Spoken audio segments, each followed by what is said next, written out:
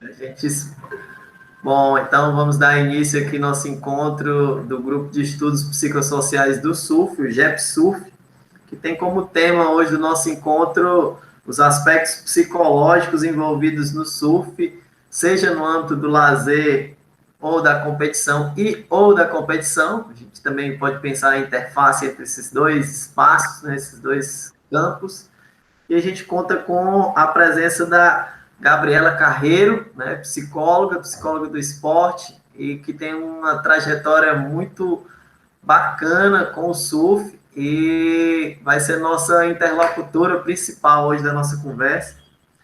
E eu fiz assim, eu pensei, vou começar apresentando aqui dados sobre a pesquisa que a gente está desenvolvendo, aproveitar que a Gabi está aí, vai que ela ajuda também, a gente ampliar a análise dos dados, bota o grupo nessa história, mas aí depois eu freiei mais um pouco, sei que isso está bem forte na minha mente, né, para usar assim o termo mais comumente usado, e eu optei por colocar algumas palavras soltas aqui que vão soar como uma poesia, mas são, na verdade, palavras-chave ou temas geradores para pegar inspiração na, na apresentação da semana passada da Liana, né? Fazendo a conexão aqui com Paulo Freire, os temas geradores, né? As palavras geradoras, geralmente elas têm muita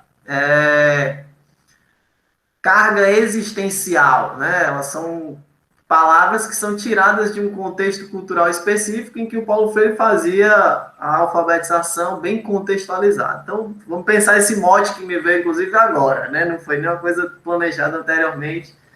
Aí eu vou ler essas palavras, né, em tom de poesia, vamos dizer assim, e aí queria que você depois você começasse falando, né? Se apresenta e tal, a sua trajetória no surf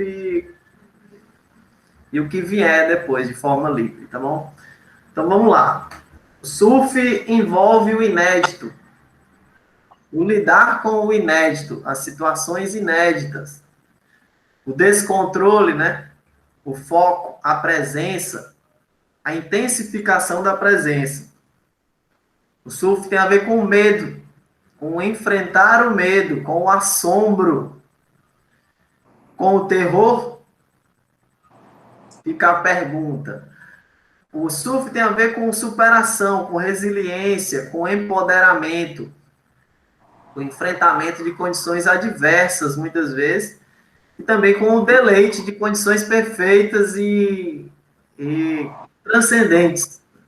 O surf seria a alegria do encontro, a alegria da sincronicidade, a excitação prazerosa, a busca por uma tranquilidade, o vício, a compulsão, a ordem da vez, o sonho, tudo que envolve o consumo para os viciados em surf. O surf traz uma experiência de transcendência, de elevação. O surf também é competição, é conflito, é consumo, é vitória, é derrota. O surf é paixão, contemplação, é risco e pode ser entendido como uma forma de escape e também uma busca por elevação. Então, seriam essas primeiras palavras para pensar os significados do surf e essas questões psicológicas ou subjetivas, comportamentais, sei lá, depende do enfoque que for ser utilizado. Então, eu passo a palavra para você, Gabi. Seja bem-vinda ao grupo. Você já estava ali, né, no grupo, mas, enfim, legal ter você já aqui. estava no grupo só como uma leitora de texto. Aliás, que belas palavras, né? Eu acho que é um montante mesmo, né, Léo? O que você está falando, né? Eu vou me apresentar para o pessoal também, né? Meu nome é Gabi, eu sou psicóloga clínica esportiva, eu sou hospitalar também, mas eu não atuo nessa área. Eu trabalho com surf desde 2002. E integralmente eu passei a trabalhar com surf a partir de 2004, né? Então eu vou falar um pouco dessa trajetória, assim, como que começou, porque o Léo apresentou essas palavras, e eu acho que realmente assim passa por uma nuance de todas essas coisas, né? Eu comecei a trabalhar com surf na escola de surf, né? Então o que acontece? A escola antes ela era uma tenda na areia e ela atendia as pessoas de uma maneira desordenada, né? Tipo assim, era um atendimento, vamos colocar assim, não nas más palavras, mas era um atendimento bastante raso. Recebiam as pessoas, davam uma aula, colocavam uma técnica e tudo bem. E não se importava muito assim o olhar para o aluno, sabe? O que o aluno estava realmente buscando ali e tal. Quando eu entrei ali na escola, no projeto, a ideia foi ter esse olhar mesmo, né? De estar integrando um pouco com o aluno uma ideia do que ele estava buscando, qual que era o sentido daquilo para ele. E aí a gente começou a dar essa amplitude, assim, nesses conceitos todos que você está falando, né? Porque as pessoas na época já perguntavam assim, nossa, mas você é psicóloga e está numa escola de surf, né? E aí parece que se desatrelava assim uma escola, né? A escola, que a tradicional que a gente vê, a educação, com o surf, como se isso também não fosse uma maneira, né? De trazer esse viés assim, educativo e tal. Então, meu trabalho começou na escola de surf, né? Que é a escola de surf do Pirata, aqui no Guarujá. O Pirata é um surfista que na verdade, para quem não conhece, ele não tem uma perna, ele é um surfista adaptado. E ele tem a escola, uma das escolas mais antigas do Guarujá. Então, a gente começou a fazer um trabalho onde, o que eu acabei vendo? Que unia as 5 áreas da psicologia esportiva, assim, né? O alto rendimento, o projeto social, a prática de tempo livre, a reabilitação e todo esse processo de iniciação mesmo, esportiva, né?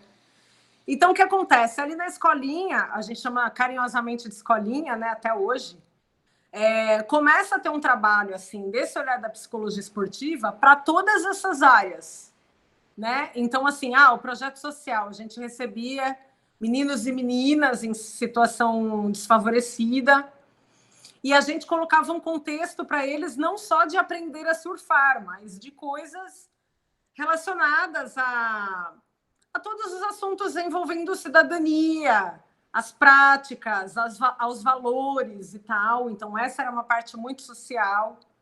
A prática de tempo livre eram os praticantes que iam, que alugavam as pranchas e tal, mais esse público. O público da escolinha, que era da iniciação esportiva, que era mesmo o iniciante, que ia lá aprender a pegar onda. Então, a gente colocava muito qual que era o sentido daquela prática para ele, o que ele estava buscando. E na parte da psicologia tinha uma parte muito forte de ajuste, de objetivo, né? Porque o que acontece? As pessoas muitas vezes iam com objetivos muito acima do que poderia acontecer naquele momento e por isso elas se frustravam. Então tinha uma organização muito grande assim nesse contexto. E na parte de reabilitação a gente trabalhava muito o surf adaptado, né? Então, assim, o surf adaptado como um potencializador, um empoderador, que foi uma das palavras que o Léo também falou, né? Da pessoa compreender, assim, essa questão da resiliência mesmo, que a gente tanto fala, né? Então, assim, como que você vai, depois que você adquiriu uma deficiência, porque o nosso público era muito mais de pessoas que adquiriam deficiência, de acidente, de formas de câncer, de pessoas que perdiam membros depois de alguma questão, né? Então, a gente trabalhava muito essa questão da resiliência mesmo, né? Isso na prática. Então, quando a gente vai ver o surf na prática, ele tem um cenário muito vasto, né? Muito grandioso. E, às vezes, quando a pessoa está inserida, ela nem consegue enxergar assim, o quão grande é a nossa forma de intervir, né? Então, assim, Tanto que a escola ela se tornou um campo de estágio na psicologia esportiva depois disso, porque os estudantes eles iam lá para entender assim, como que eu vou me inserir aqui? Né? O que eu vou fazer nessas áreas? Né? Se eu estiver trabalhando com homem, se eu estiver trabalhando com mulher, com turma mista, como que eu vou atuar? Quando eu estou trabalhando numa iniciação, como eu vou atuar? Então, assim, a escola ela se tornou um campo de estágio muito grande, né? E no podcast eu passei um pouco essa parte, né, da atuação do psicólogo e tal. A gente falou muito de saúde mental, né? Porque, acima de tudo, é isso que a gente busca, né? A pessoa compreender, assim, qual que é esse viés da saúde mental através dessa busca do esporte. E a gente falando de surf, assim, como que é isso, né? Dentro do surf, né? Como que eu posso buscar um sentido de qualidade de vida, de saúde mental, através de uma prática do surf, né? Que eu faço. Lidar com o medo, lidar com os meus aspectos. E uma coisa que eu falei no podcast, que eu trabalho muito, que é essa questão bilateral mesmo, né? Muito do que eu sou, eu coloco ali naquela prática, e muito do que eu conquisto ali naquela prática, eu acabo me instrumentalizando para levar isso como um recurso de vida, né? Então, o podcast a gente trabalhou muito assim esse conceito, né? Para quem ouviu aí, deve ter captado um pouco isso, porque realmente essa transformação em loco, ela é muito visível. Só que ela é mais visível ainda quando ela é trabalhada, né? Porque você tem uma diferença muito grande assim na prática, sabe, que eu vejo? De assim, tá, você tá ali, você vê uma aula de surf acontecendo, sem ter qualquer tipo de intervenção. A aula corre de uma maneira. Quando a gente acaba fazendo uma intervenção, a aula ela acaba correndo completamente de uma maneira diferente e muito mais progressiva, vamos colocar assim, em todos os sentidos. Desde a satisfação da pessoa que está atuando, desde dela perceber esse sentido de ganho de qualidade de vida, ou desde ela perceber até mesmo os déficits dela e os ajustes que ela está precisando promover, né? E muitas vezes a gente ajuda muito nessa construção, né? Nessa ponte mesmo, né?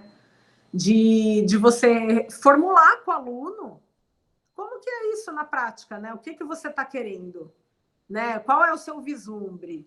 O que você está buscando através da prática do surf e tal? Como que vai ser isso em experiencial na tua vida, né?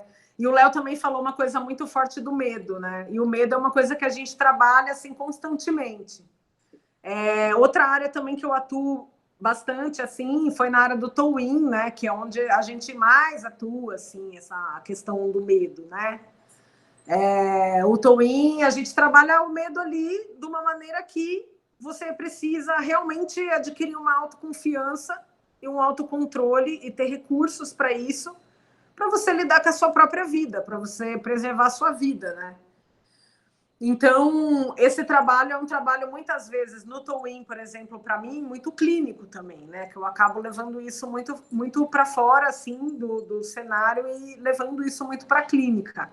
Apesar de eu também trabalhar isso no cenário, né? Então, quando a gente está trazendo essa história, né, do surf, eu falei ainda para o Léo, poxa, eu vou levar um pouco desse conteúdo de experiência e que todos possam também perguntar assim as curiosidades que acontecem, né? Porque eu vou colocar um exemplo assim muito básico. Quando a gente colocou o surf adaptado na ISA, inclusive o meu capítulo do livro, né, eu escolhi ser de adaptado, né, de surf adaptado. E quando a gente colocou o surf adaptado junto à International Surfing Association, né, foi um pouco nesse intuito, porque na época, isso foi, gente, em 2006. Na época, eles não sabiam o que eles faziam com isso, sabe? Eles falavam assim, mas como que o surf adaptado acontece? E acontece. Acontece de todas as maneiras, porque também uma coisa vai puxando a outra, porque uma pessoa que vai ter uma prática, uma escola de surf, por exemplo, que inclui Uma prática esportiva adaptada, ela oportuniza todos a olharem que o surf ele não tem um biotipo, que ele não tem uma estrutura assim, pode surfar quem é alto, baixo, gordo, magro, independente. Você tendo todos os membros, não tendo todos os membros. Então, você tem uma desmistificação muito grande quando você passa a ter um projeto que inclua também esse formato, né? E pela International Surfing Association, isso era muito forte, assim. Eles colocavam muito isso. Como a gente vai falar sobre isso para as federações, né? E que foi a mesma coisa, porque no mesmo ano a gente também foi apresentar esse trabalho no Exército Americano, né? Foi o primeiro ano que a gente integrou assim o surf adaptado no Exército Americano. Hoje a gente vê os formatos competitivos, por exemplo, do surf adaptado, mas naquela época não tinha nada disso. Eles chamaram a gente para conhecer o trabalho e falar assim, como vocês fazem isso? Como que a gente pode integrar pessoas nessa condição? E como que a gente pode pegar esses diferentes tipos de deficiências e trabalhar? E a gente mostrou que isso não é uma coisa de 7 cabeças. Tem, sim, um cuidado, tem uma técnica, sim, mas a gente vai enfatizar, mais ou menos, um objetivo da educação física dos anos 80, que era mesmo essa inclusão e que a gente fosse enfatizar a funcionalidade numa participação ativa e não só contemplativa dessa história, né?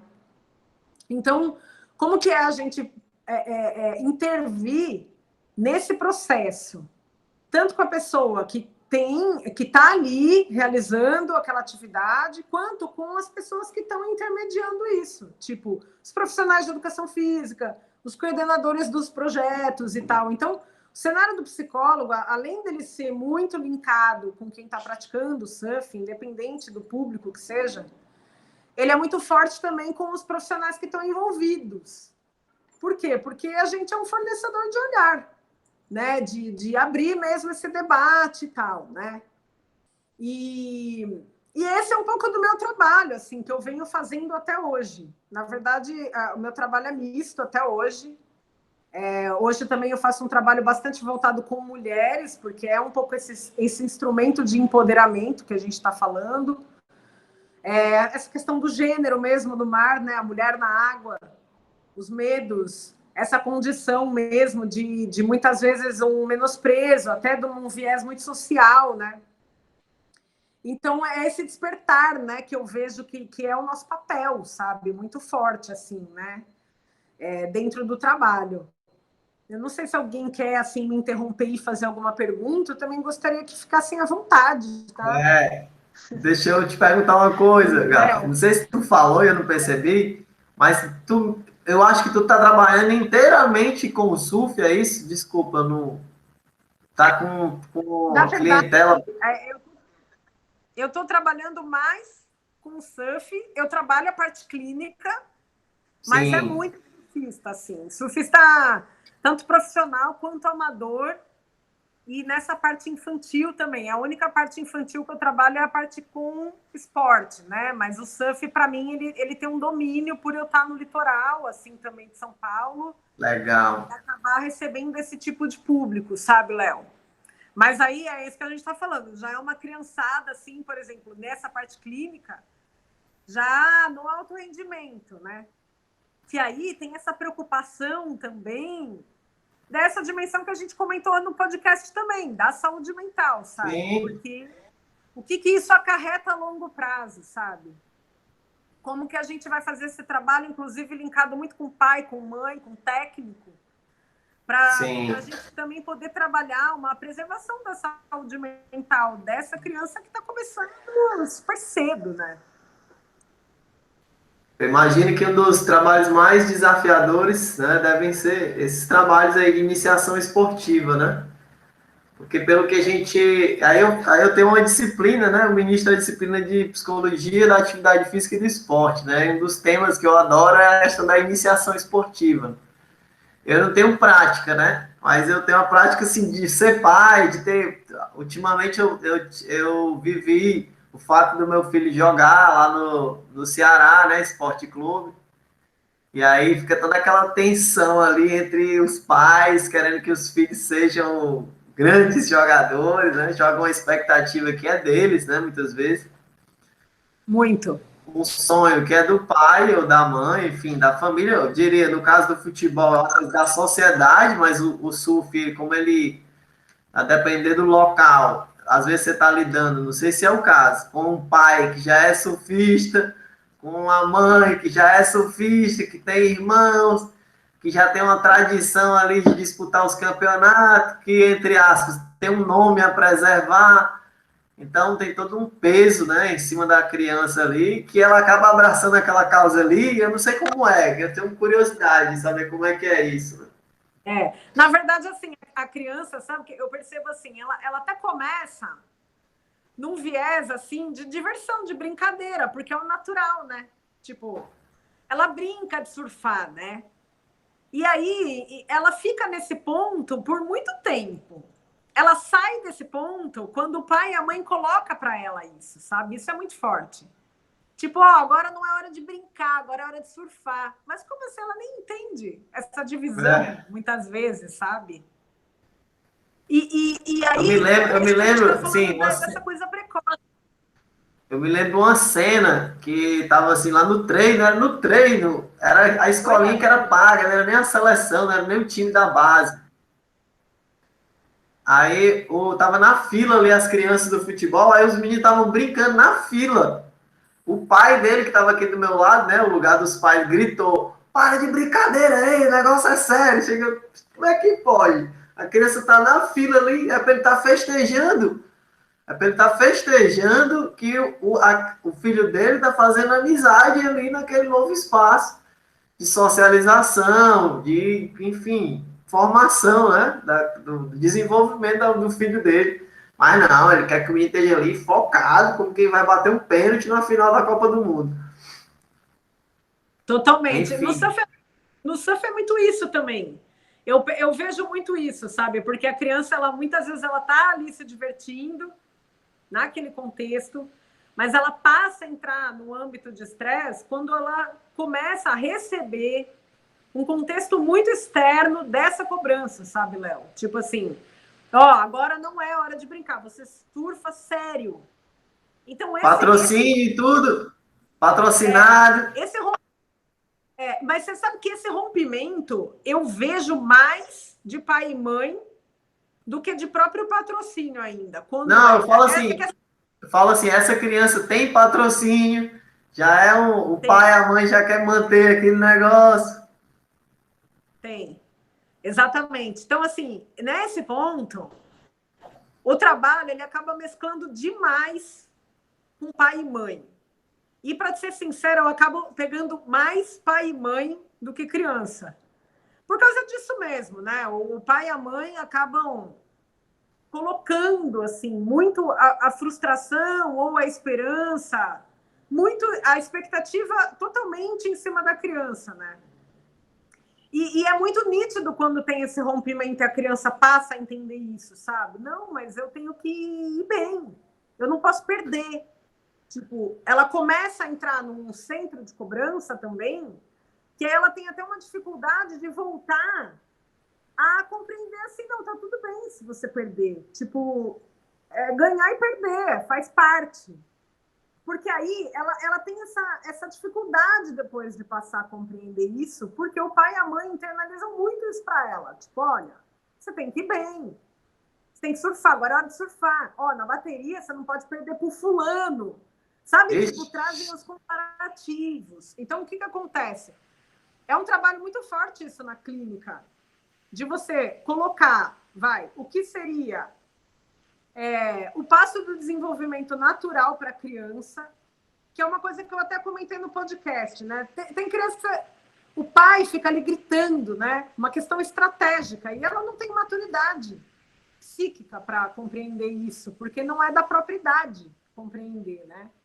Então, muitas vezes, o meu trabalho ele é muito forte com pai e com mãe para isso, para colocar uma parte muito pedagógica, assim, né? Para eles e para colocar também esse preventivo de o que isso vai acarretar futuramente, sabe? Porque hoje, Léo, ó, eu vou falar, eu tenho um caso clínico hoje com um menino de 12 anos. Ele também é profissional. Eu tenho mais novos, mas eu vou falar desse de 12. Esse menino de 12 anos, ele sofre assim uma distorção tão grande dessa coisa do perder e do ganhar, porque para ele, assim, se ele não vai bem, ele é o pior surfista do mundo. Ele é um menino insuficiente para tudo, sabe? No surf, na vida. E essa questão da destruição destruição da estima tá acarretando isso para ele de uma maneira tão séria que é um momento que eu estou colocando muito mais pai e mãe para compreender o que a fala está trazendo para essa pessoa, sabe? E futuramente, porque o menino, ele apresenta, inclusive, umas condições de uns estados depressivos dentro disso.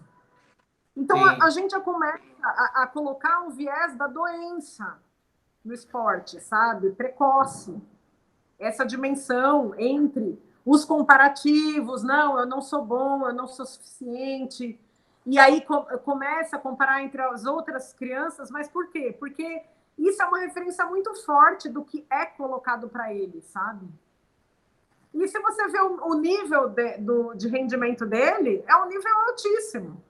Tipo, o menino realmente, ele já é profissional na idade dele, é um nível de rendimento altíssimo, porém, é isso que a gente fala, né? Alto rendimento está longe de ser saúde, né? Mental, principalmente, e física já dentro do que está acarretando em treinamento sistemático para ele, sabe? E na iniciação esportiva, na escolinha, eu também... alguém levanta a mão, a gente já responde. Na iniciação esportiva, só vou terminar de falar isso, na escolinha, a gente vê muito, porque o que acontece? A criança vai acompanhada de quem? Do pai e da mãe. Então aí, o pai e a mãe, muitas vezes, vêm falar para a criança. Né? Ele fala pela criança, né? Então, quando ele fala pela criança, eu acho que um papel que a gente tem muito é dar voz para a criança, né?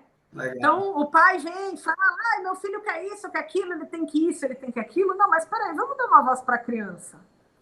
Inclusive, incentivar o pai. Porque muitas vezes eu olhei para o pai e falei assim, mas pai, deixa teu filho falar, deixa eu entender o que ele quer, o que você quer. Sim. E às vezes a criança falar uma coisa completamente distinta, sabe? Eu falo, eu quero brincar, quero ficar de pé só e tá bom. Assim. Então é muito importante isso, sabe? Quem levanta a mão aí, Léo? Oi, o Éder. Deixa eu só fazer uma colocação, porque tá gravando, pode ser que as pessoas que assistam, né, elas não saibam o contexto, né? A gente trabalhou com material de base para o nosso encontro aqui do grupo de estudos. Os 2 episódios que, me corrija se eu estiver errado, abordam o tema de surf e saúde mental. É o Surf de Mesa, o podcast, que é coordenado pelo Rodrigo Tonini. É isso? É o Rafa. Rafael Tonini. A Carol Bride e o Júnior Faria. Isso, exatamente. Um trabalho muito bacana que eles vêm fazendo no surf de mesa. Inclusive, ele tem temas, né, que eles abordam que são muito úteis, né, para a nossa revisão, né, de referências para desenvolver pesquisa no surf, né, já que eles iluminam num debate mais tranquilo. Mas aí uma das convidadas nesses 2 episódios foi a Gabi Carreiro, que está aqui com a gente, né. E aí eu fiquei com um questionamento aqui, mas eu vou deixar para o Éder, que levantou a mão primeiro. Tá ouvindo, Léo? Tá, dá para escutar. Tá, estamos lhe vendo também. Então, só para com relação ao podcast, de longe os episódios, na verdade foram 2, né?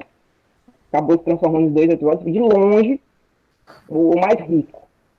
Depois eu, por interesse, né, de compreender um pouco mais, obrigado pelas questões da bolsa, eu ouvi alguns. E de longe esse foi o mais rico, assim, acho que a cada frase surgia um questionamento, surgia uma...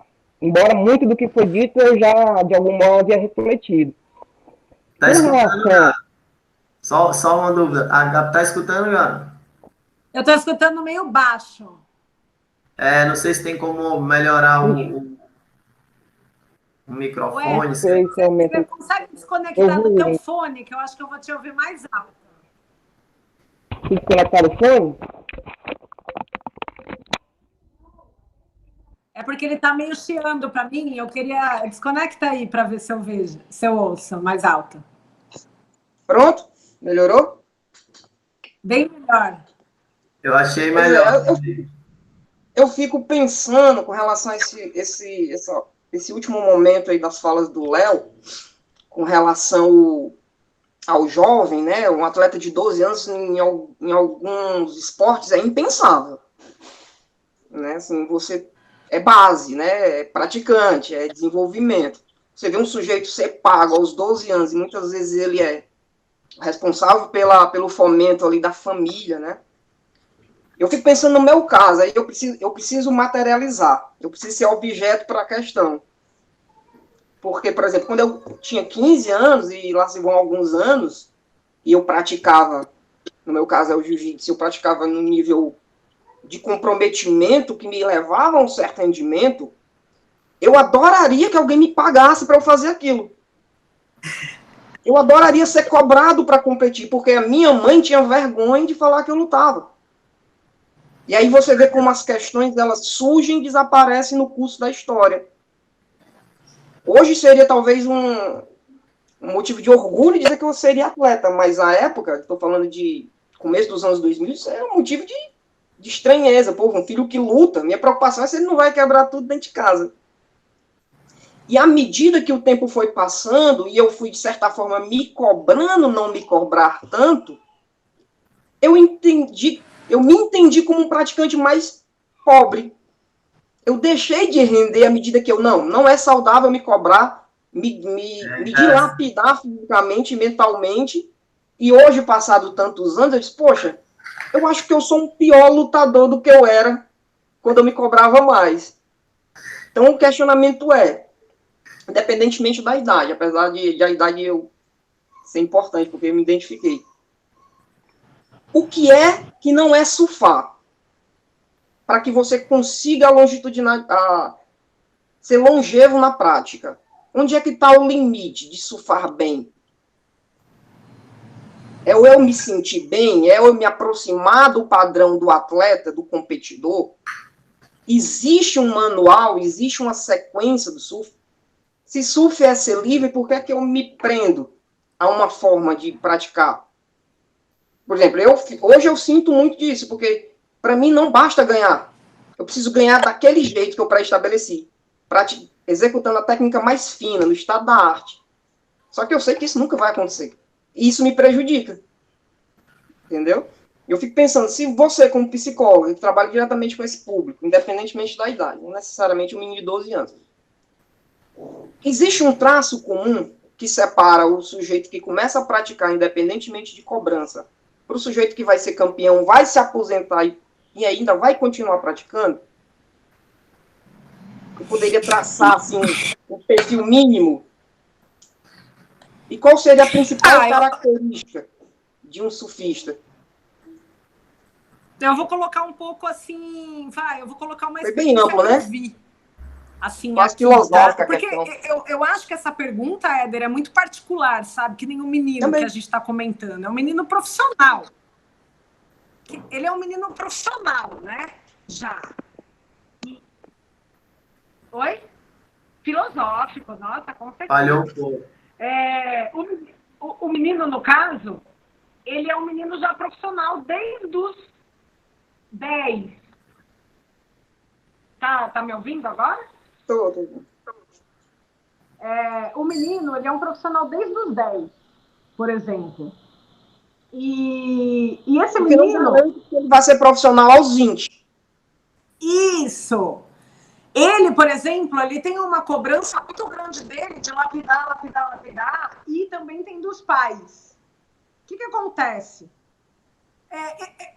Quando a gente vai vendo essa cobrança interna e essa cobrança externa correndo juntas, a gente se preocupa por quê? Porque eu não sei se isso vai ter uma longevidade, né? Primeiro porque você tem um sistêmico de treinamento muito forte todo dia. E depois, que a gente vai falar de um clássico futuro,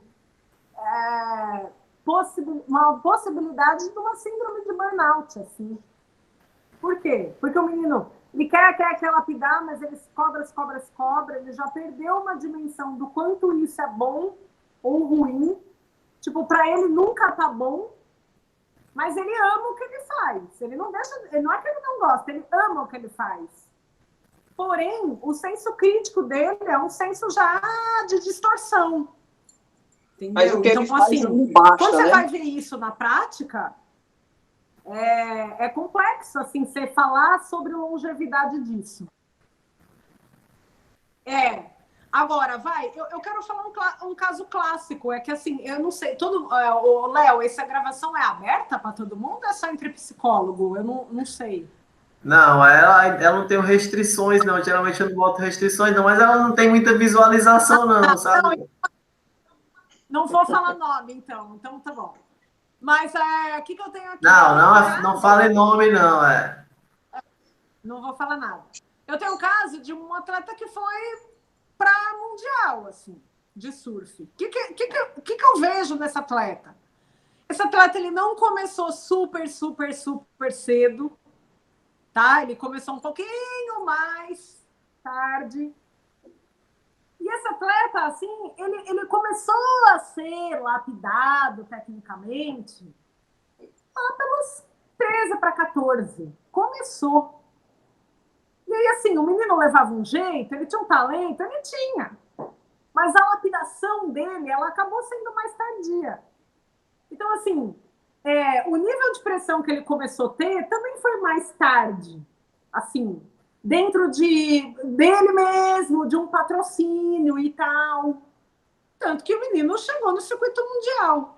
Entendeu? Então, assim, quando ele começou a ir para os QS e tudo, o menino, ele já tinha primeiro que ele já tinha uma maturidade, né? Ele já entendia essa coisa do ganhar ou perder. E outra coisa também é o seguinte, ele tinha uma motivação muito grandiosa. Por quê? Porque a história de vida dele era uma história muito difícil.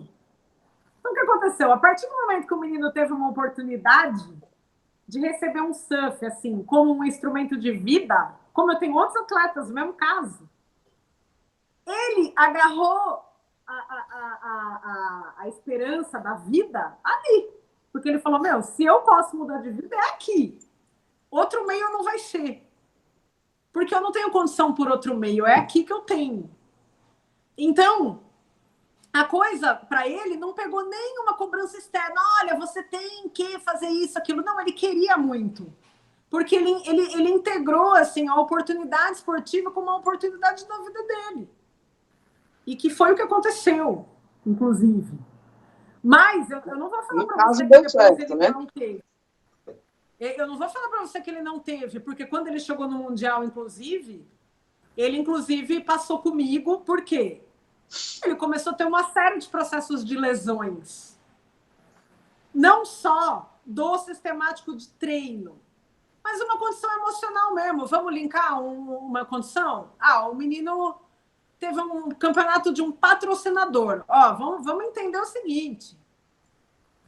O surf não tem parada. Quando você está no calendário normal, o cara é etapa atrás de etapa. Viajando para lá e para cá no mundo, que a logística é completamente difícil. E entre esse calendário, o menino teve um campeonato de patrocinador. E ele definitivamente não queria estar ali. Porque ele já estava cansado. Ele falou, eu já faço etapa, eu não aguento mais. E eu vou ter que participar desse campeonato porque é do patrocínio. O menino foi pro campeonato e se lesionou. Então, tipo assim, já estava num nível de estresse ali altíssimo e se lesionou. E, tipo assim, teve que ficar bem para correr circuito no Havaí. Sabe assim? Então, não que a pressão não chega, ela chega. Mas não dessa maneira, por exemplo, que chega precoce na especialização precoce. Que nem alguém comentou aí agora, né? A profissionalização precoce é complicada, mas, por exemplo, esse garoto foi num tempo mais hábil, né? Para para ter uma longevidade na carreira, assim. Entendi. Sei lá, eu respondi? Quando eu pedi a característica, foi uma conversa que eu travei com o Léo há algum tempo, porque para mim, hoje, se eu disser assim, o que é que te falta para fazer bem o que você sabe fazer? De longe, confiança. Confiança. E assim, quando eu penso no surf, que você tá ali, depende naturalmente das questões naturais, da onda, o que é que te falta para surfar bem? Né? E aí? Além da bela habilidade, né? Da habilidade. Que é trabalhada no tempo, né? Que é trabalhada no tempo de prática. Mas a autoconfiança, eu acredito que é o principal. Acreditar no que faz. Né? Na Todo campeão é confiante? Oi? Todo campeão é confiante? Eu acredito que a maior parte, a confiança, ela rege bastante. É isso que a gente está falando, confiança na própria habilidade, né? Sim. Inclusive, sem colocar muito comparativo alheio, sabe? Desculpa, Léo, pode falar. Não, é isso mesmo, estava só complementando. Eu tinha uma pergunta também, eu adorei a pergunta do Éder, foi bem interessante, porque ela trouxe um outro lado da coisa, né? Eu tenho lido, e o Éder, inclusive, também tem essa intimidade com essa literatura, não sei se você já conheceu o Byung-Chul Han, é um filósofo aí, vamos dizer assim, pós-Foucaultiano, né, que ele leu Foucault e faz considerações sobre o trabalho do Foucault. O Éder está até mostrando o livro ali. E uma das questões que o Byung-Chul Han ele faz uma leitura da cultura contemporânea, né? Ele vai falar da questão de uma cultura do rendimento, né? Está muito ligado também à ascensão de um ideal liberal, né? Vamos dizer assim, neoliberalismo, toda uma lógica macropolítica também, que vai jogar para o indivíduo muita liberdade, né? É uma dominação não pela negatividade, ele vai fazer essa comparação com o Foucault, né? Foucault é da sociedade da disciplina, da punição, da vigilância e tal, é uma vigilância externa. E na nossa sociedade a gente estaria vivendo essa dominação pela positividade, pela ideia de que nós podemos tudo, que o ser humano ele tem liberdade, basta você direcionar seus esforços. E aí tem toda uma lógica de render muito, né? Ele vai relacionar muito isso à incidência, por exemplo, de grandes transtornos mentais, como depressão, ansiedade e transtornos de déficit de atenção e hiperatividade. E é legal que ele fala de uma sociedade do cansaço, né?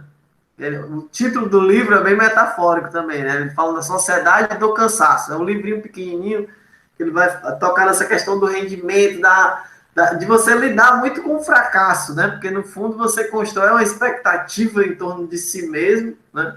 Você estava falando isso, inclusive, no lazer, né? Então nós somos indivíduos, né? Somos sujeitos do rendimento, né? Nós queremos sempre render. E, de certo modo, a pergunta do Éder vai, inclusive, nessa direção, né? Como é que a gente vai render bem, né? Ficar bem no rendimento, né? E, assim, isso é uma visão, uma forma de interpretar, né? Você vai ter, por exemplo, também outros autores que são chamados até de românticos, né? Que vão vangloriar o esporte, de um modo geral, como um caminho de enobrecimento, de desenvolvimento de habilidades, né? Acho que tem muito a ver também com essa ideia de transferibilidade, né? Você falou do bilateral, né? Eu aprendo algumas habilidades aqui e transfiro isso para outros desafios da vida, né? O pessoal até fala nas habilidades vitais, né? Mas aí eu fiquei pensando, unindo essas duas coisas aí, né? Os românticos e a crítica do Byung-Chul Han, né? A sociedade de rendimento. A minha pergunta era assim: existe saúde mental no alto rendimento? Né? Você trouxe o exemplo aí dessa pessoa, né? Mas para não ficar também só no lado negativo da coisa, sabe? Eu fiquei assim, poxa, mas será que existe um caminho em que, como diria a Katia Rubio, né? O rendimento humano ele está ligado ao desenvolvimento humano, né? as duas coisas estão caminhando juntas, como é que se daria essa busca, né? Que é óbvio que não vai ter nenhuma receita de bolo para isso, né? Aí, enfim, é mais uma pergunta, né? Existe saúde mental no alto rendimento?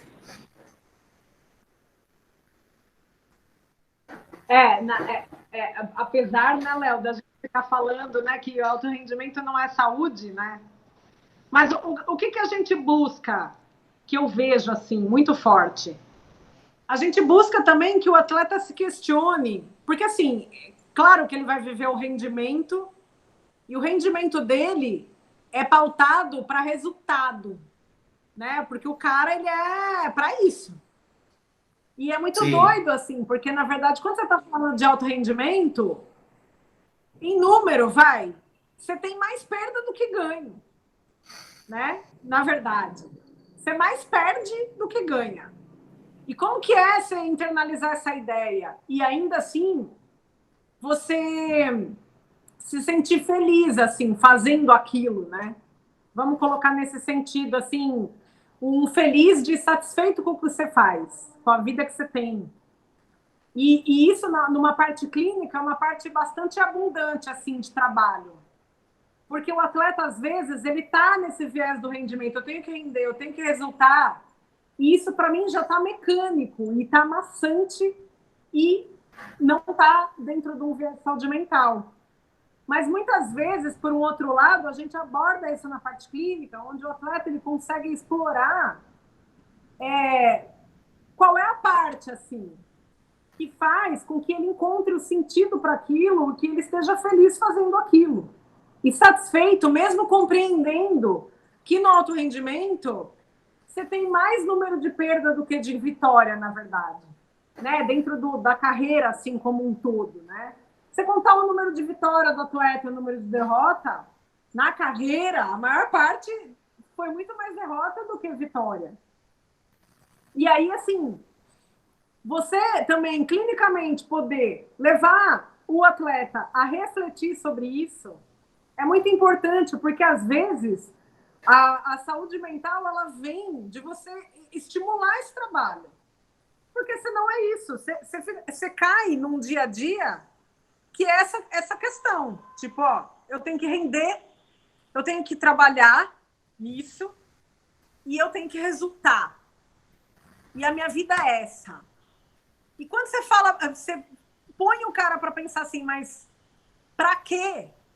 Qual é o sentido disso?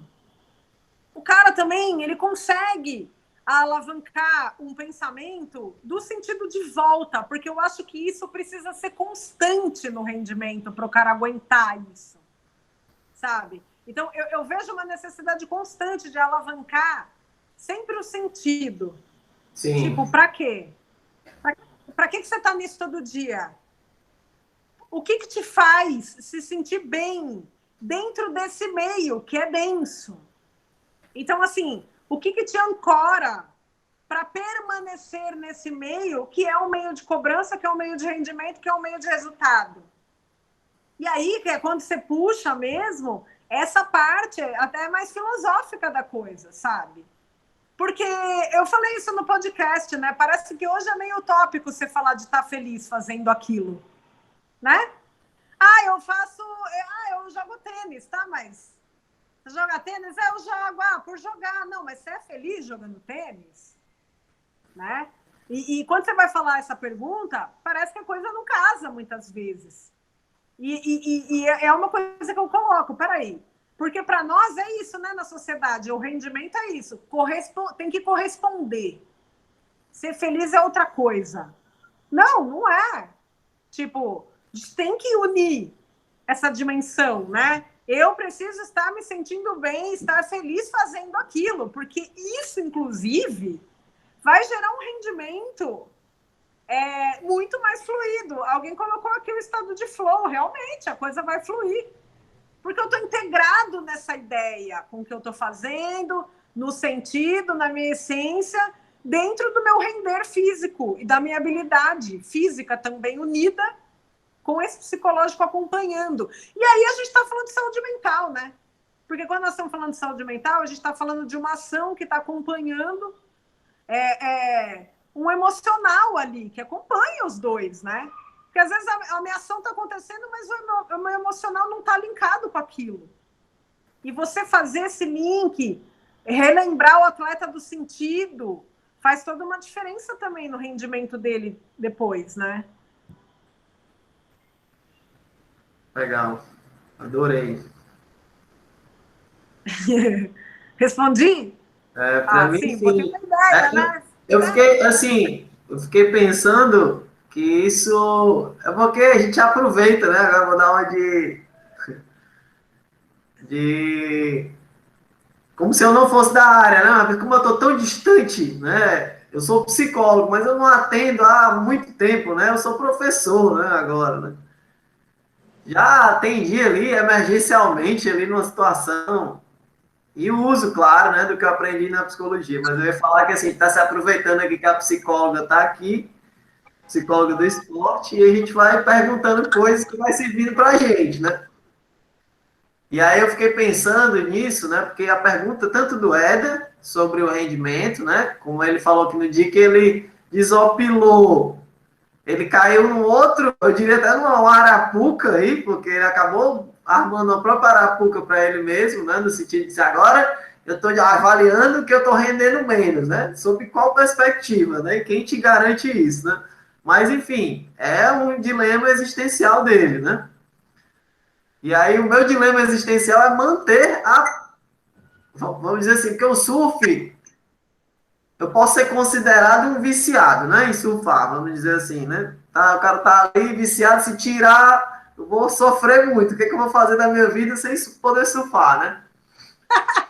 Mas, mesmo assim, eu percebo que o surf é uma coisa meio... Acho que tem muito a ver com essa coisa de um certo vício mesmo, né? Ou de como ela tá para mim. Mas assim, quanto mais eu vou, mais eu quero ir. Quanto menos eu vou, há uma tendência de menos eu querer ir. No sentido de eu me distanciar daquilo e ter que utilizar alguns recursos para reacender a chama. Vamos dizer assim, que a gente tem um dos níveis que eu diria de rendimento, para mim, que eu avalio, né? É uma forma, eu diria, até sofisticada, né? Sem muita humildade nessa parte, mas que é assim, eu tô bem quando eu tô instigado. Independente de eu estar surfando bem ou não, tô instigado, tô vendo coisa boa em qualquer coisa, né? Vamos dizer assim, tô indo ali, tô sempre surfando, então aumentei quantitativamente e provavelmente qualitativamente o meu surf. A minha grande questão é como manter a chama acesa, né, da motivação, né? Que tem a ver com essa coisa do rendimento aí que o Éder falou, né? Então, acho que essas reflexões elas cabem para a competição, mas, sobretudo, também para o lazer, né? Na verdade, assim, eu vejo que quando tem essa queda, tá na hora da gente reformular um pouco objetivo, por exemplo. Aí a gente está falando também do rendimento, mas tipos de objetivos mudam, né, Léo? Por exemplo, você é uma pessoa que não está no alto rendimento, Sim. mas você quer render mais. Então, o que acontece? Você reformular objetivo dentro da tua prática é importante, assim, porque às vezes isso dá um plus mesmo, da gente poder pensar. E isso acontece em todos os níveis, na verdade. Porque eu vejo isso na iniciação, eu vejo isso num surfista intermediário, eu vejo isso no avançado e vejo isso no profissional, sabe? Essa queda, né? Essa curva de motivação, ela acontece para todos os níveis, né? De surf. E quando você está numa queda, o que você pode colocar de algo que você ainda não explorou ou um tipo de objetivo que você nunca fez para você realmente dar um plus nessa ideia de motivar-se novamente, de busca. Porque eu acho que quando você está motivado, você está sendo um buscador, né? E quando você não está muito buscando, você está com aquela ideia meio parada ali, na prática, realmente aquilo não te motiva mais, assim, né? Então, assim, se reformular a busca e o tipo de busca é importante pra caramba, né? Porque às vezes a pessoa ela tem uma super lapidação técnica já. Vou falar no altão rendimento, no altíssimo rendimento. O cara quer o altão rendimento. Outro dia eu tava com uma. Eu vou te falar do stand-up, assim. Eu atendo umas pessoas do Mundial de Stand-up, por exemplo, né? E tem um menino que ele, é um fera dos aéreos, assim, no stand-up. E aí ele tava nessa fase, né? Por quê? Porque ele elabora comigo uma lista, assim, de manobras, ele faz umas listas gigantescas. E aí ele queimou a lista, assim, ele tava com tudo em aspas em dia. Aí eu falei assim, e agora? O que a gente vai trabalhar? Ele, nossa, eu não sei. Falei, agora a gente vai ter que trabalhar o detalhe do detalhe. Por Legal. quê? Porque você vai ter que despertar na pessoa, tipo, uma nova busca. Ah, o cara pode dar o aéreo, o reverse, não sei o quê, não sei o quê. Mas beleza. Como que ele dá esse aéreo? Tipo, qual é a plasticidade desse aéreo? E aí você vai ter que trabalhar um outro nível dentro do que o cara já faz para ele despertar de novo uma busca. Que aí você está trabalhando um alto rendimento assim muito gigantesco. Então isso acontece. Imagina no nosso caso, assim, que eu acho que a maioria aqui que surfa, por lazer, não surfa profissionalmente. Então, assim, é um momento que a gente sabe surfar, mas e aí? Vai ter um objetivo além disso? Vai ter um outro nível que você queira atingir? Ou vai ter uma condição de prática que, na verdade, você sempre evitou e, de repente, é isso que você vai fazer como um novo objetivo para ser um buscador de novo? Então, você manter a motivação está muito acompanhado também com o tipo de objetivo que você está designando. E, assim, fazer objetivo é um negócio muito complexo. Por quê? Porque tem gente que tem capacidade e habilidade para fazer objetivos mais puxados e não faz porque se menospreza na condição. E tem gente que talvez não teria essa capacidade e puxa muito objetivo e se frustra. Então, esse meio termo também é uma questão muito forte a ser avaliada, sabe? Essa maneira de você colocar um objetivo... Essa arte do estabelecimento de metas, né? Exatamente. Ó, a Liana está colocando... É tipo síndrome do impostor, é verdade. Boicote. Às vezes você quer fazer um objetivo, você se boicota antes de fazer. Você fala, não vou conseguir. Né? Tipo assim... Então, isso tem muito. Ou tem muitas pessoas que não têm uma habilidade suficiente ainda e colocam um objetivo lá na frente. E, assim, isso acontece em todos os níveis. Eu vejo isso, assim, em todos os níveis, sabe? Porque, às vezes, o mesmo atleta de alto rendimento que tem uma super condição, o cara acaba colocando tão lá na frente que ele se sobrecarrega tanto que aquilo perde o prazer para ele. Então, como que é a gente pensar no objetivo que o prazer acompanhe também essa dimensão do que você está buscando, né? Então, eu sempre falo, como que você vai ser um buscador pensando também em ter prazer dentro disso, que é o que você está falando antes ali, dessa questão mais filosófica, assim, né?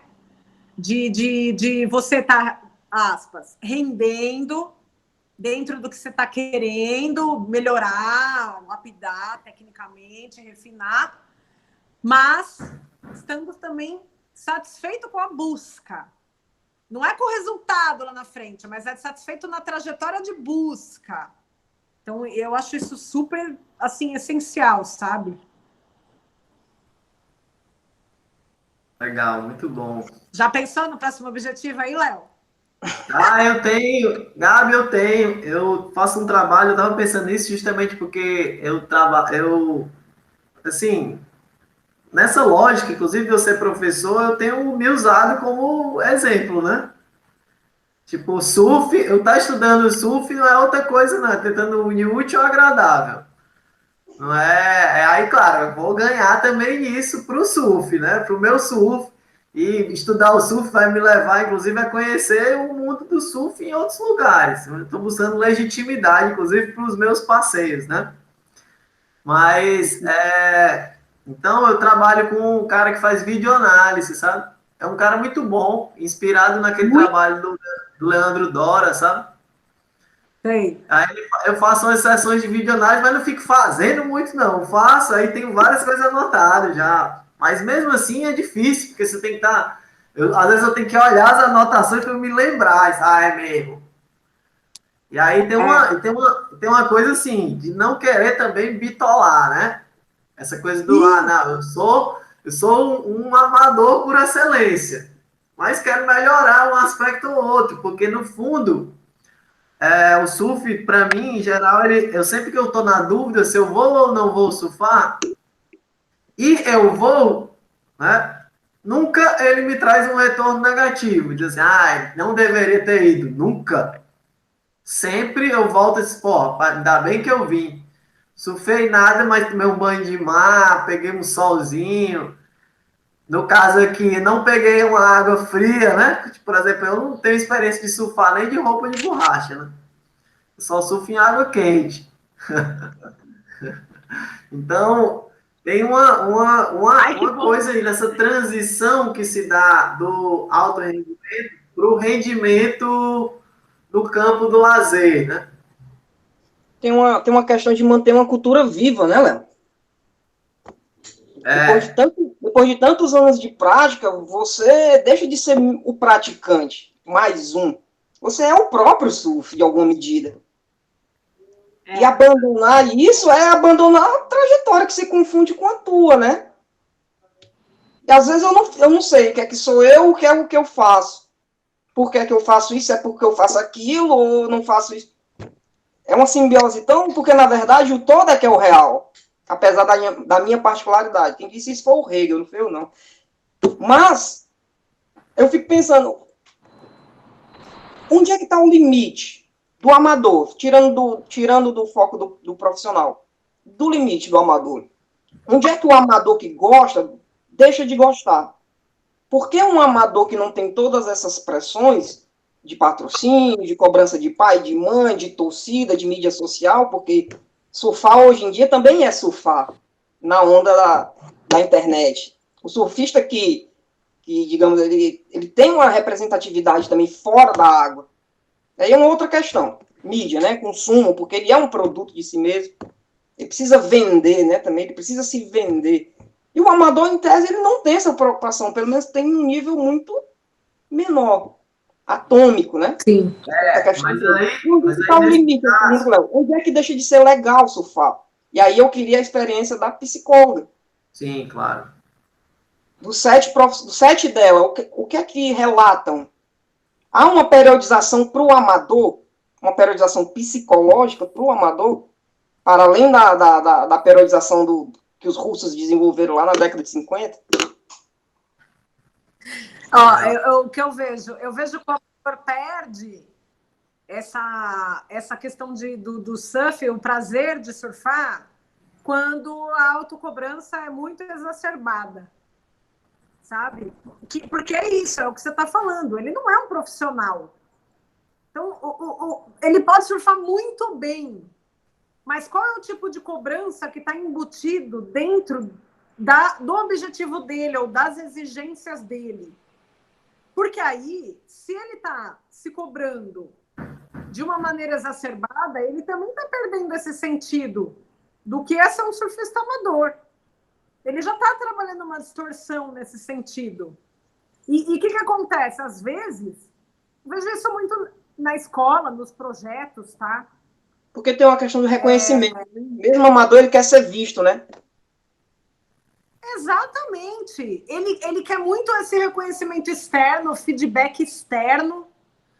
E aí, é isso que você está falando. Espera aí, você está surfando para quem? Para quê? Você está surfando para alguém te dar um feedback, falar que você é bom, para uma autoafirmação aí? Ou você está surfando para você, né? Dentro de um autoconhecimento, dentro de você entender onde você chega. Só que entender onde você chega é diferente de você se cobrar de chegar de tal maneira. Então, a questão da autocobrança, muitas vezes, ela castra o amador de se divertir dentro daquilo. Porque o amador, ele pode ser muito bom, mas agora botaram uma frase aí, é aquela famosa frase, o melhor surfista é aquele que se diverte mais. Realmente, assim, no amador, tem esses dois polos. O cara pode ser muito bom, mas ele realmente não tem uma pressão do resultado externo, assim, de produtividade. Mas é isso. Se eu for me cobrar de um resultado X, sendo amador, eu também estou trabalhando uma distorção. Então, quando você está perguntando para mim assim, tem uma periodização? Se eu estou trabalhando num projeto e eu avalio uma pessoa se colocando dessa maneira, provavelmente eu vou sugerir essa reflexão para ela. Sabe? Dela reintegrar um pouco esse sentido do ser amador. Né? O que é você ser um surfista amador? Não significa que amador é ruim, mas também não significa que o nível de exigência que você está se autocobrando, ele precisa chegar num ponto de castrar você do prazer de estar praticando aquilo. Sabe? Eu vejo muito por esse ponto. Gabi, eu fiquei pensando aqui também da relação entre a subjetividade e a cultura, né? Especialmente aí pensando no surf amador, tem muito também da vaidade, né? Eu acho que tem uns podcasts, inclusive, que tá na minha lista dos que eu vou escutar, a questão do narcisismo, da espetacularização mesmo, né? Porque o surf agora você tira foto, você faz uma pala ali, bota no Instagram, instagraniza, tem toda aquela resenha, quem amarelou, quem não amarelou, quem puxou o bico, quem não puxou o bico, quem foi sagaz, quem não foi, enfim, tem toda uma cultura que eu não sei se ela é tão inclusiva assim, né? Eu acho que a resenha surfística, às vezes, também ela é muito cruel, né? Para instigar essa lógica aí competitiva, sei lá. Muito cruel, né? Tá não saudável total essa questão da imagem, né? E essa coisa também da pessoa querer se comparar muito. Mas esse é um reflexo da sociedade, né? Porque hoje em dia é isso, né? Eu quero sair bem na foto que nem o fulano. Né? Tem muito essa orientação também, né? Realmente. Você sabe que tem horas na água que eu falo assim, tipo assim, aqui no Guarujá é um crowd absurdo, né? Mas tem picos que você olha, e por que tá mais cheio? Porque tem um fotógrafo na areia, né? Aí eu falo, poxa vida, né? As pessoas estão surfando para sair na foto e não para elas, né? Então, realmente, assim, essa mudança de orientação, ela está acontecendo de uma maneira muito forte hoje, né? Então, a gente está perdendo isso, né, em relação à imagem, ao conceito externo, a preocupação com o julgamento alheio, de como eu estarei, essa autoafirmação, assim, de uma maneira que está se perdendo muito o sentido do que é você praticar, né? O que é você praticar um esporte? Sabe? O que é você praticar uma modalidade? Não, é um autoconhecimento? Não, eu não tenho nem tempo de me autoconhecer, porque, na verdade, eu estou querendo sair na foto. Porque o importante para mim, ele está uma dimensão externa. Não o prazer que eu estou sentindo ali na prática, ou até captando o que eu estou sentindo. Né? Então, não, isso está se perdendo em nome de uma dimensão externa, né? Que a gente está distorcendo, na verdade, né? Eu vejo muito isso também, viu, Léo? Essa coisa do narcisismo no surf, assim, é uma coisa crescente, né? Eu quero pegar onda, mas para que não? Porque, nossa, eu sou doida para sair numa foto entubando. Eu falo, nossa, mas você quer pegar o tubo e sentir o tubo ou você quer sair na foto entubando, né? Então tem uma diferença. Tipo assim, tem uma espécie de folclore, né, que envolve a coisa, né? Se você pegou o tubo e ninguém viu, né, independente de não ter fotógrafo não, mas se o outro viu ou não, né? Aí se você tem a certificação, o selo de validade. Porra, valeu e foi na frente da galera toda, né?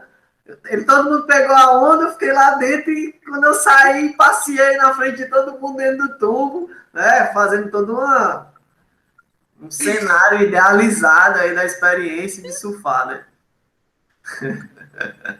Viagem, né? Exato. Léo, Quem tá levantando a mão? Alguém levantou a mão? Finardi, Não sei. a gente está caminhando para o encerramento, tá, gente? A gente vai fazer as últimas perguntas aí para a gente encerrar esse encontro que foi muito massa até agora. Estou gostando muito. Finardi, Vai falar, Léo? não sei, levantou a mão ali, não sei se foi de propósito. Se for, tem a palavra aí. Já falei demais. Se não... Se o Finardi não falar, fica à vontade para todos aí. Não sei se O Eduardo Galeano, o uruguaio, né, já falecido, ele dizia que o torcedor de futebol na arquibancada, na verdade, é um pedinte, né, à espera de uma doação, que no caso seria uma jogada, seria um lance bonito. Na verdade, ele está ali na esperança de acontecer o inesperado, né? Eu acho que, de certa forma, o surfista nesse sentido é isso também. Eu, com a minha experiência do não surfista, né? Eu acho que a esperança do surfista é sempre a melhor onda, né? É isso que motiva o sujeito a cair na água. É sempre a próxima onda. Qual a melhor onda? É a que ainda não veio. Por isso que não para. Por isso que nunca deveria parar, né? Acho que é isso, mais ou menos, refletindo nesse sentido, né? Acho que, no fundo, o surfista é um mendigo, espera de um troco, né? Que, no caso, vem do mar. Vai que a onda dele é a onda, né? A onda do século. eu acho que tem muito dessa coisa, mas eu acho que tem muito da experiência singular, né? Intensa. Porque as ondas, você quer pegar a onda igual aquela também. Você já viveu nos tempos passados, enfim, naquele dia clássico, enfim. Por que eu cheguei na hora errada? Tem uma coisa muito cruel de, porra, tem pouca onda e muita gente. E no dia que eu peguei ela, independente de eu ter surfado bem ou não, eu peguei, né? Mas isso é porque você se cobra demais, Léo. Pois é. Aí no fundo é isso, tá todo mundo faminto e querendo mais, né? Mas vamos passar a palavra para a Liana. Assim, agradecer o momento do diálogo. Achei fantástico, incrível. Eu não sou da área da psicologia, né? Eu sou professora de educação física, então diálogo com a área bem pedagógica, mas que se aproxima. No entanto, eu não tenho essa propriedade do campo da psicologia. Para mim foi muito interessante, até me fez refletir. A gente falando da temática do alto rendimento, né, do surf, né, essa perspectiva da dimensão profissional, e eu trouxe para o meu momento de estudante de pós-graduação, num doutorado, sofrendo uma pressão de um contexto acadêmico que também tem seu lado cruel, né, e aí a gente passa por esses processos também da síndrome do impostor, de relações tóxicas também, que eu vejo que está nesse contexto do esporte na perspectiva profissional, desse surf profissional também.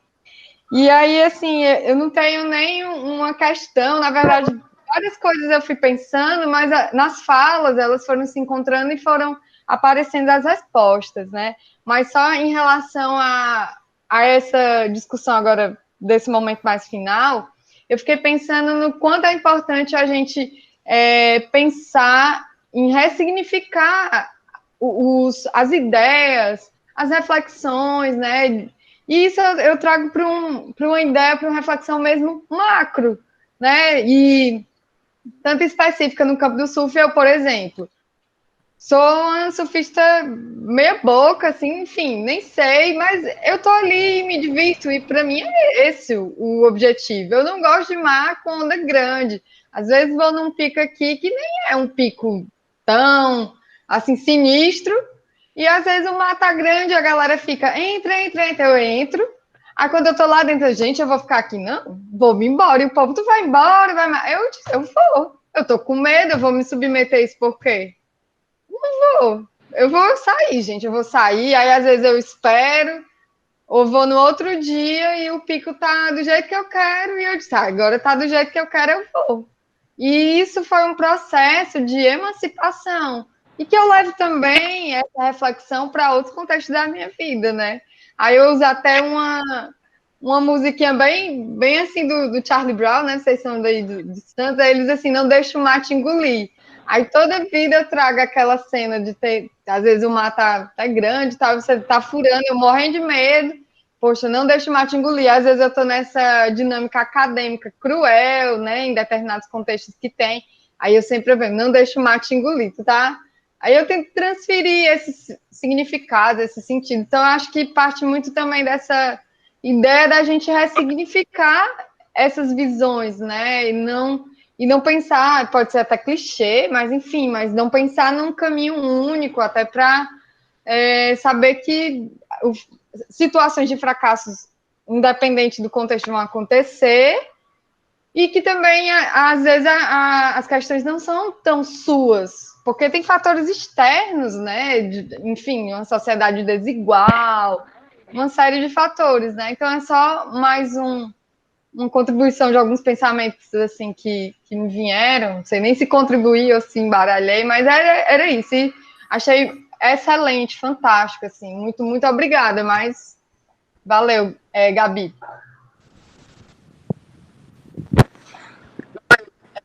Eu que te Obrigado. agradeço, Liana. E contribui sim. Eu fico pensando também, essa coisa do objetivo também, ou você não enfrentar, e tal, é muito particular, né? É de cada um isso, né? Você, a gente está aqui conversando, né, para ressignificar as coisas e tal, mas isso é muito particular. O momento em que isso acontece também é muito particular. O que você quer desenvolver, né? Porque é isso que você está falando, eu tenho medo, eu não entro. E tá tudo ótimo, porque para você está definido isso.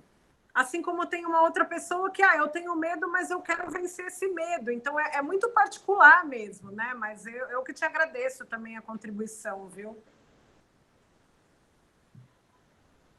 Eu sei que pelo podcast, eu já escutei o podcast faz um tempo, eu não cheguei a reescutá-lo, não, mas me lembro que eles comentaram que a Gabi botava para baixo lá em Santos, né? Enfrentava esse medo aí, no caso, né? E mostrava uma forma particular, né? É interessante a forma, né? São formas distintas, né? Eu já... Tem muito essa questão da apropriação, né? Como cada um vai dar um sentido àquela prática e tomar aquilo como um exemplo para si, né? Para a vida, sei lá. Acho que da forma como a Liana interpreta aquilo de um modo e usa para pensar outros âmbitos, né? Essa coisa da bilateralidade, né? Eu não sei se foi esse o termo que você falou, mas serve nos dois sentidos, né? Interessante. Você pode tomar aquilo como eu vou enfrentar isso porque eu também tenho medo em outras situações e eu vou enfrentar o medo e o surf vai ser esse grande ensaio existencial, né? De enfrentar o risco, a condição de risco, o limite, onde é que está o limite entre o enfrentamento do medo, né? E a vivência do terror, né? Que seria aquela situação, ixi, vai dar ruim, eu estou no meio das pedras, então estou num lugar altamente adverso, como é que eu vou me livrar e sair vivo dessa situação, enfim. Estou com falta de ar, enfim, tem vários desafios que envolvem esse limiar aí. Massa. Adorei esse papo.